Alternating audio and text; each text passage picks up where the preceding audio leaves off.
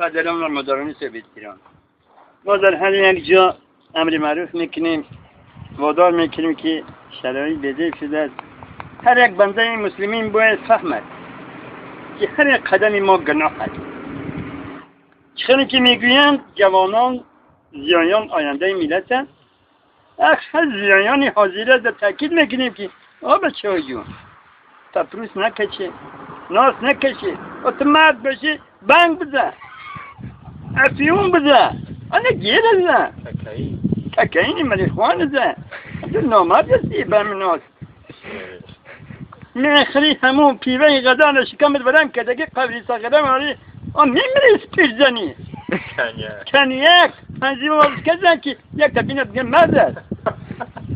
این نامرد برادر به همون چشمی بد نگاه میکنی، در همون دخترها در همون بیوزنها نگاه میکنی، حسد میخری، این نامردی است.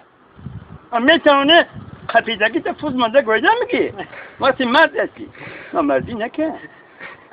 ما در پاچه در میزنیم همین مسئله رو میبینیم. هرچی مرد باشه خفیدگیش کس کده گویده میگیره، نمیتونه کون تا بجا.